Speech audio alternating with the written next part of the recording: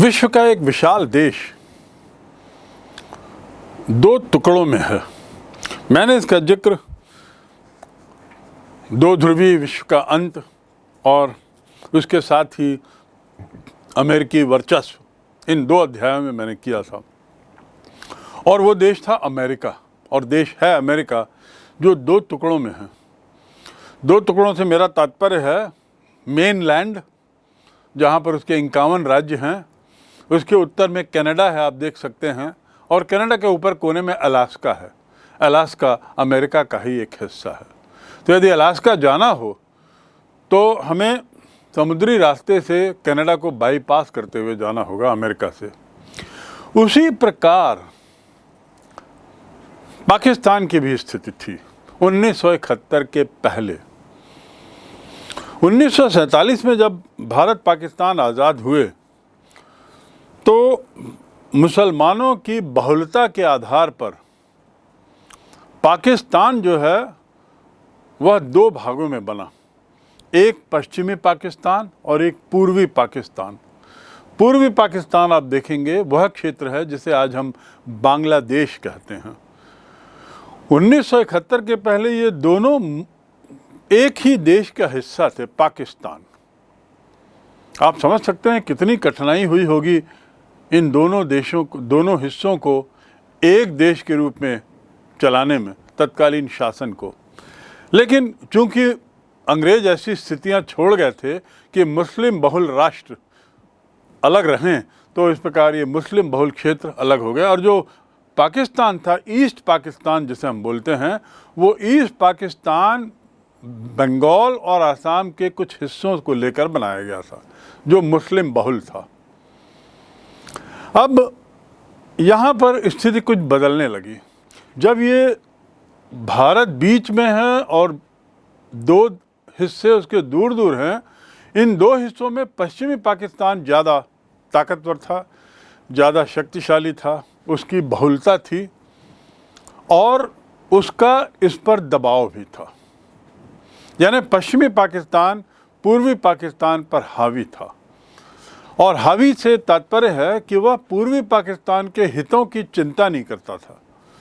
पूर्वी पाकिस्तान के अपने नागरिकों की, जो वहाँ रहते थे तो पाकिस्तानी ही, पर उस क्षेत्र में जो रहते थे उनकी वह उतनी परवाह नहीं करता था जितने अपने इस पश्चिमी क्षेत्र की।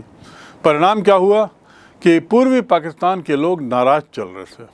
उन्हें बार बार इस बात का एहसास होता था कि हमें वो नहीं मिल रहा है जो एक स्वतंत्र राष्ट्र के नाते स्वतंत्रता के बाद हमें मिलना चाहिए। तो इससे क्या हुआ कि वहाँ के लोग नाराज़ होने लगे और पश्चिमी पाकिस्तान के दबदबे का विरोध करने लगे। पश्चिमी पाकिस्तान के प्रभुत्व के खिलाफ एक तरीके से आंदोलनों का दौर चला। आप समझ रहे हैं ना इस बात को? ये जो जन आंदोलन चले, इसके पहला कारण पश्चिमी पाकिस्तान का दबदबा, दूसरा कारण पश्चिमी पाकिस्तान द्वारा पूर्वी पाकिस्तान में उर्दू को एक मुख्य भाषा के रूप में लादने का प्रयास। देखा जाए तो पूर्वी पाकिस्तान, जैसा मैंने बताया, वो बंगाल और असम के टुकड़ों से बना था। वहाँ उन लोगों की मुख्य भाषा बंगाली थी। तो वे लोग अपनी भाषा, अपनी संस्कृति में जीना चाहते थे, लेकिन यहाँ पश्चिमी पाकिस्तान जो है वह अपनी संस्कृति, अपनी भाषा लाद रहा था। तो इस भाषा के लादने के खिलाफ वहाँ बहुत आंदोलन हुए, जो जन आंदोलन का हिस्सा बने। तो दूसरा कारण पश्चिमी पाकिस्तान का विरोध करने का, उस भाषा को लादने का प्रयास, संस्कृति को लादने का प्रयास। तीसरा कारण क्या था? तीसरा कारण था कि पाकिस्तान ने वहाँ पे सैनिक कार्रवाई की 1971 में। वहाँ के जो मुखिया थे उस पूर्वी पाकिस्तान के, एक बड़ी राजनीति हस्ती जिनका नाम था शेख मुजीबुर रहमान। शेख मुजीबुर रहमान के नेतृत्व में ये जन आंदोलन बढ़ता गया, बढ़ता ही चला गया। ये आंदोलन किस लिए था? पश्चिमी पाकिस्तान के दबदबे के विरोध में, पश्चिमी पाकिस्तान द्वारा उनका शोषण किए जाने के विरोध में। तो जब ये बढ़ता चला गया तो सैनिक कार्रवाई पर विवश हुआ पाकिस्तान, और इस सैनिक कार्रवाई के कारण क्या हुआ कि उस क्षेत्र के लाखों लोग भागकर भारत की सीमा के अंदर घुस गए। पाकिस्तान की सैनिक कार्रवाई के परिणाम स्वरूप, जो 1971 की बात है, सितंबर, अक्टूबर, नवंबर 1971, 1971, इस काल में लाखों पूर्वी पाकिस्तानी नागरिक भारत में घुस गए अपनी जान बचाने के लिए, अपने को शोषण से बचाने के लिए, पाकिस्तानी सैनिकों के दुर्व्यवहार से बचाने के लिए। तो ये तीसरा कारण हो गया। चौथा कारण जो था कि ये जो लाखों लोग जो भारत आए, ये एक शरणार्थी थे। इनके खान पान, रहन सहन की व्यवस्था, स्वास्थ्य की व्यवस्था, ये सब की व्यवस्था कौन करेगा इतनी बड़ी तादाद में? पूर्वी पाकिस्तान के अंदर तो थी है, ये लोग अपने अपने घर छोड़कर भाग चुके थे यहाँ वहाँ, और ऊपर से भारत के अंदर भी आ गए थे। इन लोगों की जो व्यवस्था थी, स्वास्थ्य की व्यवस्था, भोजन पान की व्यवस्था, रहन सहन की व्यवस्था, ये समस्याएं बढ़ती चली गईं। इतनी बढ़ गईं कि ये सब लोग भी एक दिन पाकिस्तान के खिलाफ, पश्चिमी पाकिस्तान के खिलाफ खड़े हो गए। दूसरे शब्दों में जन आंदोलन का आधार और बढ़ गया। शरणार्थी समस्या के बढ़ने से जन आंदोलन का आधार और बढ़ गया। 1970 में चुनाव हुए पाकिस्तान में, और पाकिस्तान में जो चुनाव हुए उसमें पूर्वी पाकिस्तान के जो मतदाता थे, उन्होंने पूर्वी पाकिस्तान के नेता को ही, पूर्वी पाकिस्तान के ही एक दल को चुनाव भारी मत से जिताया, और वह दल था अवामी लीग। उसी के नेता थे मुजीबुर रहमान। मुजीबुर रहमान का अवामी दल पाकिस्तान के 1970 के चुनाव में बहुमत पाया। कहाँ? पूर्व पाकिस्तान में।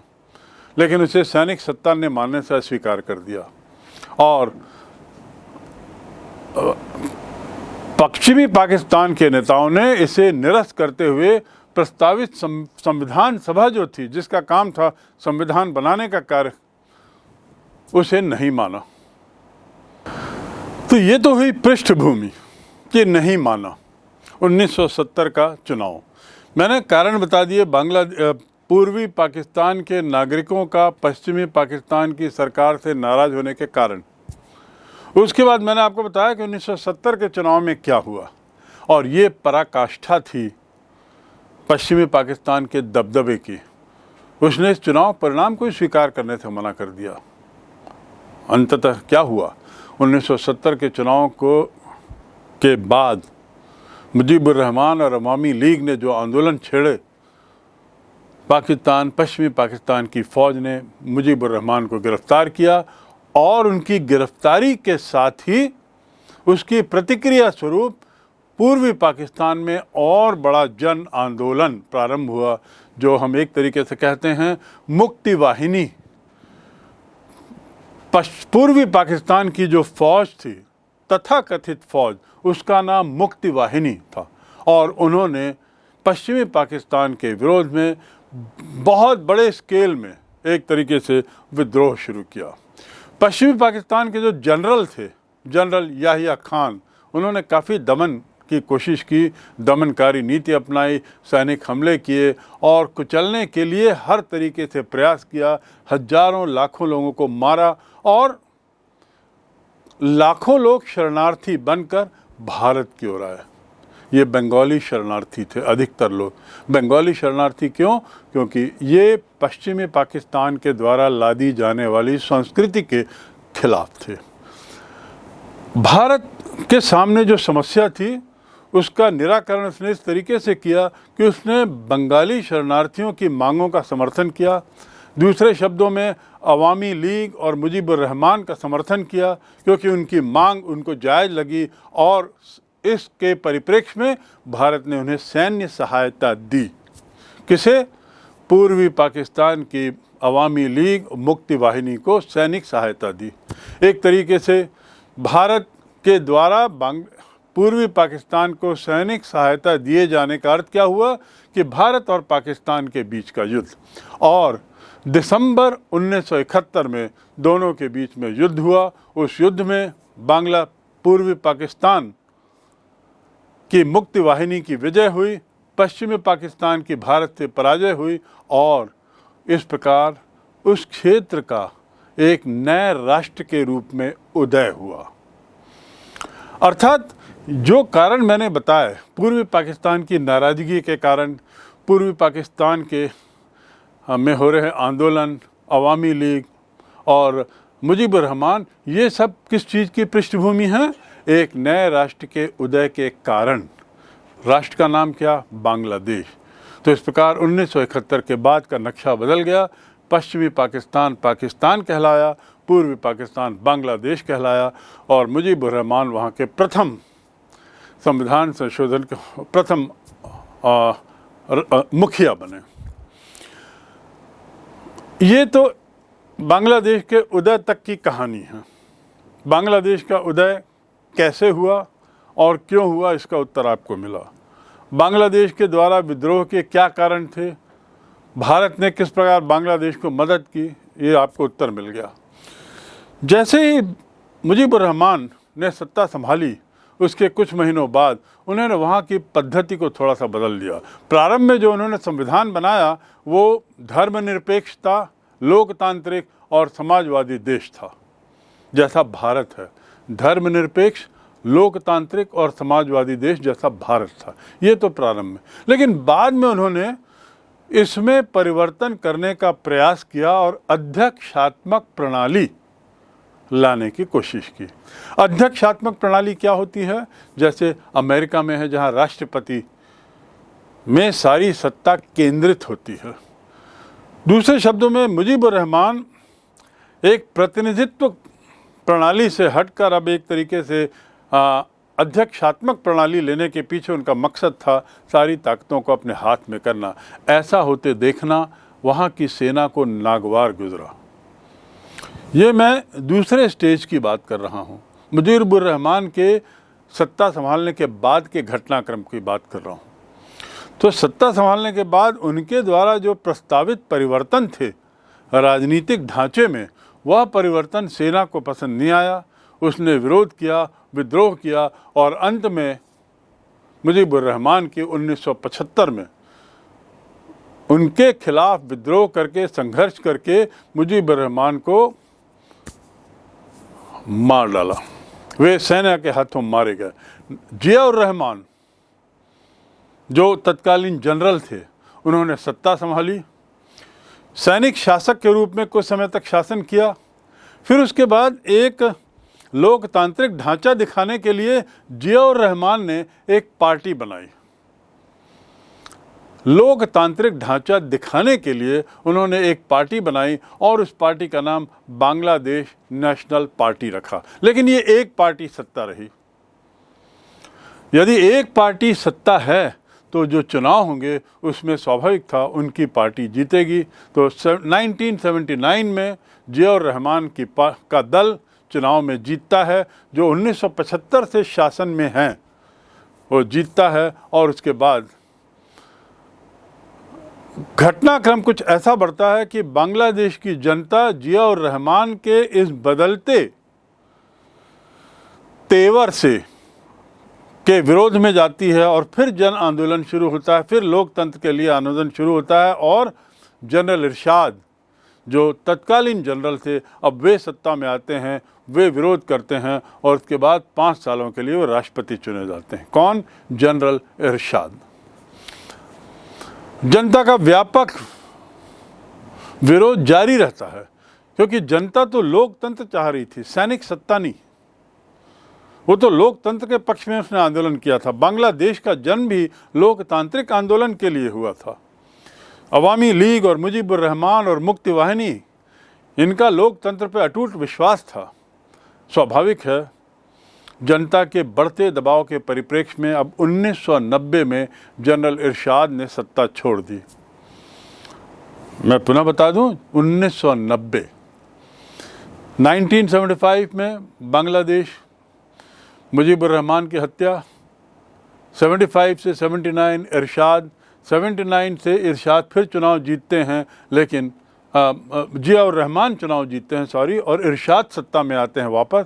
और इरशाद के बाद फिर 1990 में वे इस्तीफ़ा देते हैं जनता के दबाव में, और इस प्रकार सैनिक शासन समाप्त होता है, लोकतंत्र आता है। सौभाग्य से 1991-92 के बाद से वहाँ पर प्रतिनिधि मूलक लोकतंत्र जिसे हम कहते हैं, अध्यक्षीय लोकतंत्र नहीं, ऐसा जैसा भारत में है प्रतिनिधि मूलक, जहाँ संसद है, संसद के माध्यम से जहाँ शासन चलता है, सौभाग्य से बांग्लादेश में पिछले 25-30 वर्षों से स्थिति थोड़ी स्थायी बनी हुई है, राजनीतिक स्थिति थोड़ी स्थिर है।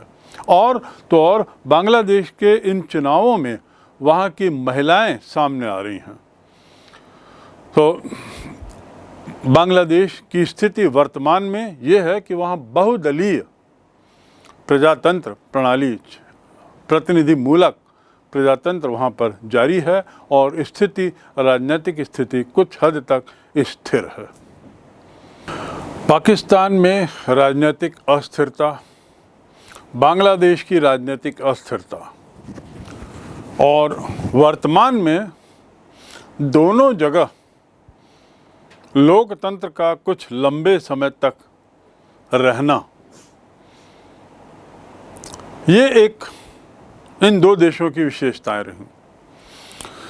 जनरल इरशाद, जो जनरल जियाउर रहमान के बाद बांग्लादेश में सत्ता संभालते हैं, उन्हें भी छात्रों के दबाव में, छात्र आंदोलन के दबाव में चुनाव की घोषणा करनी पड़ी थी।